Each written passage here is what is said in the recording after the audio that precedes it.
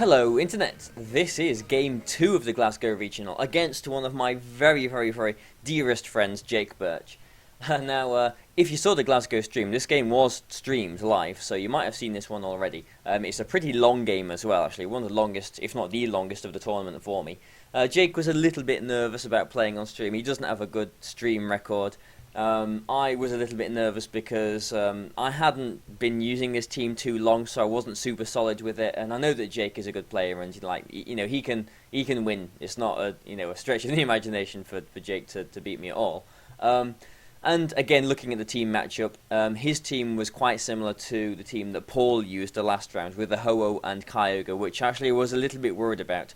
As I got into this tournament, I did realise how weak my team was to other Kyogre, so I was a little bit sort of worried about that. But let's see how we go. Let's jump into the game, and he leads straight out with two big threats, Ho-Oh and Salamence, and I lead again with my nice little leader Hitmontop and Rayquaza that I've got here. I did like this lead. I do like these two. Maybe I'll start to sort of use them again at some point.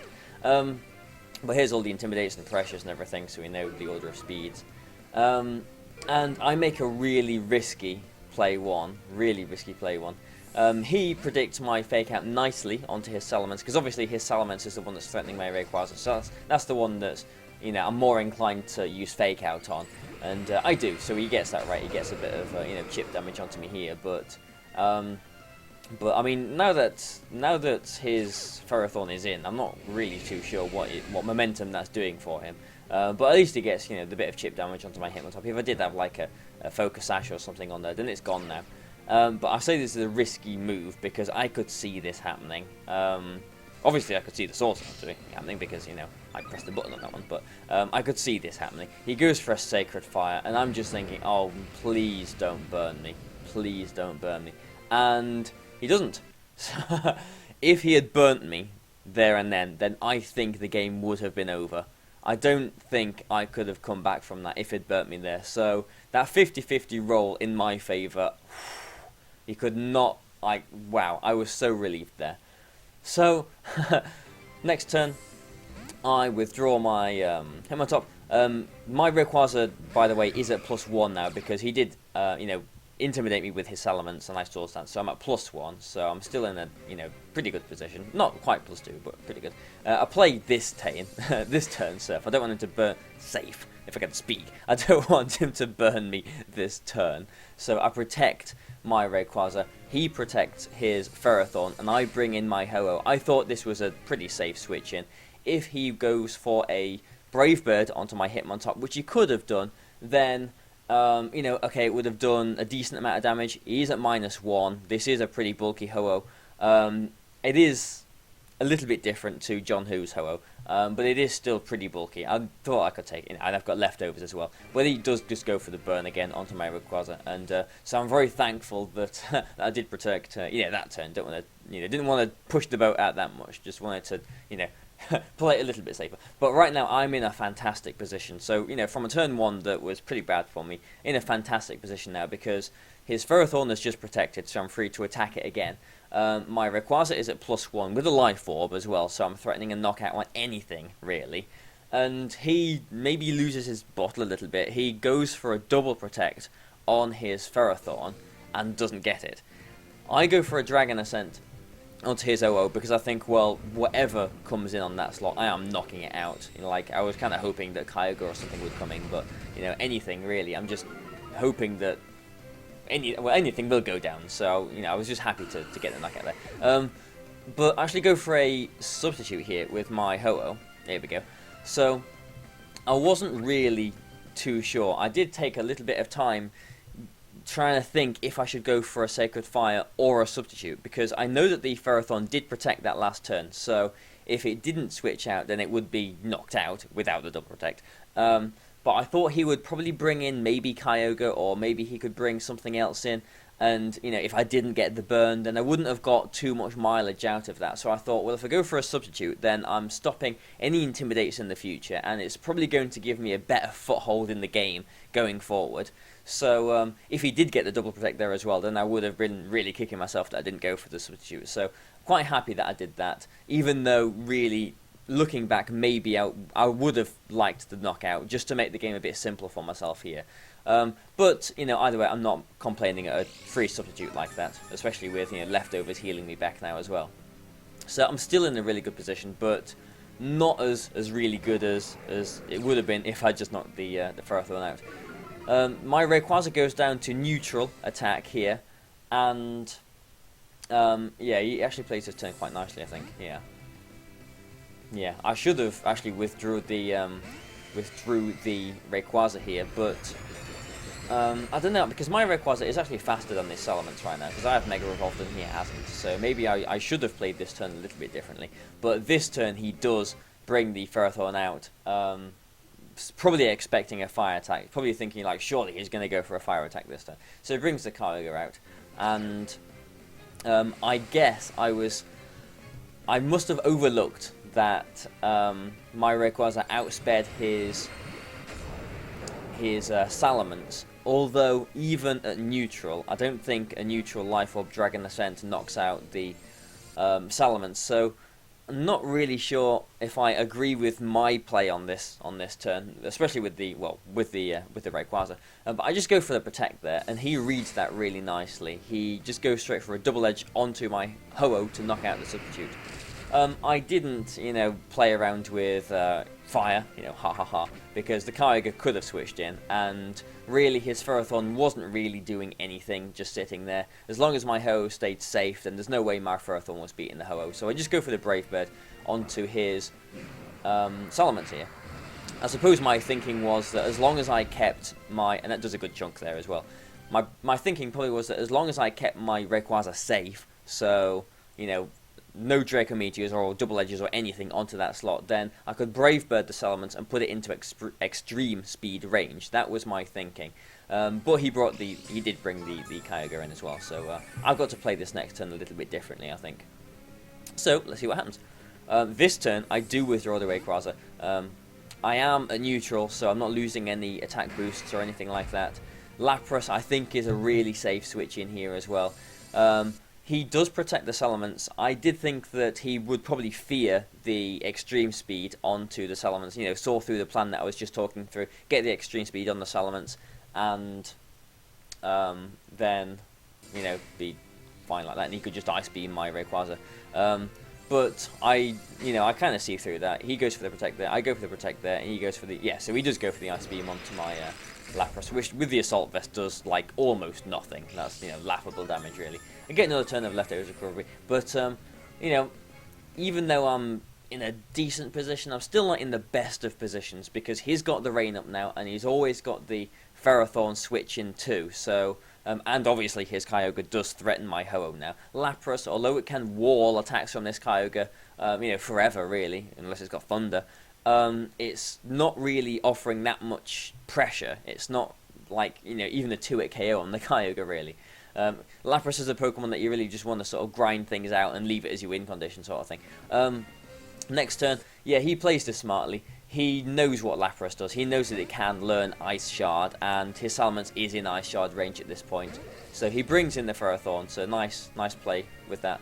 And I bring my Ho-Oh back for the Hitmontop, actually, because I thought that, okay, I did think the Salamence switching out was quite obvious, and so I went for the Ice Shard on it just to, just to be safe, just in case it didn't switch in. But I thought that, well, if he does switch it in, my Ho-Oh is slower than his. There we go. My Ho-Oh is slower than his Salamence. So if I withdraw the Ho-Oh into my Hitmontop, then it will be the second one to switch out, and I will get the Intimidate onto the Ferrothorn. So that was my thinking, and my Hitmontop doesn't really have any more bearing in this game, so it was kind of like a sacrificial switch, really. So finally, after all my waffling, here's the Ice Shard, here's the Water Spout, and Hitmontop goes down, which I'm not too bothered about because it means that I can just, bring some more momentum back into it, and it also means that a Power Whip isn't going to like one-shot my Lapras or anything like that. So yeah, I can get rid of the weather again. I can bring up the Delta Stream, which is all nice and dandy and everything. And I switched the Lapras out. So these next few turns are quite interesting, and maybe a little bit risky, but I've made the right calls, I think. Playing it quite safe well, I don't know. I just said I'm playing it risky, but it, it's a funny one really. Playing it safe with the Rayquaza here, protecting, because let's see, yeah, his protect. Yeah, okay. So what I was thinking was he was going to protect his Kyogre from my Dragon Ascent, which would do a huge chunk to it, and then he would either get a Power Whip onto my Lapras, which is what he would need, or a Gyro Ball onto my Rayquaza, which would do a really big chunk of damage. So that's what I was fearing.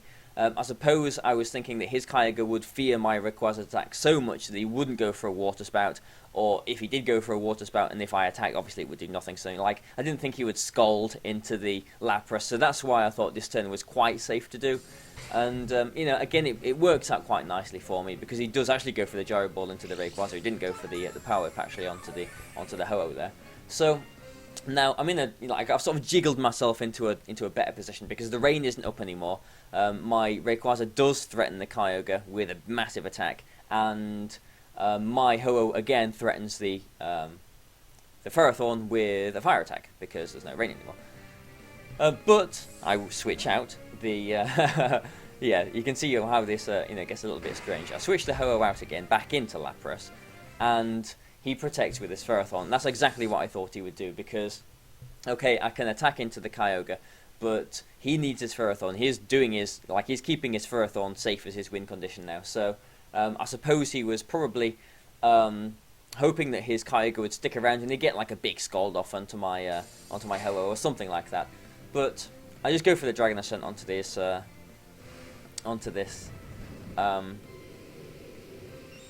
Kyogre, that's what it's called, and I actually knock it out with a Life Orb. It's obviously like fully offensive, this Kyogre. It does actually knock it out. I suppose I was bringing my Lapras back in there just in case he went for the Power Whip onto that slot, because if he did Power Whip, what am I talking about? My Ho-Oh was there, wasn't I? Yeah, so just, yeah, forget, I'm talking rubbish now. And, yeah, okay, so the game, I'm pretty safe that, like, I'm pretty sure the game is mine at this point, because the Salamence is in Extreme Speed range, and it is in Ice Shard range as well.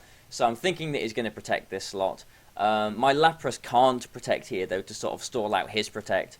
So I'm actually withdrawing it back into my Ho-Oh again, so for the third turn in a row, this slot is switching around. But I'm doing it just to be safe, really, because I know that even if he does protect his Salamence and Extreme Speed into it to knock it out, then I can bring in my Lapras safe next turn for the Ice Shard knockout onto there.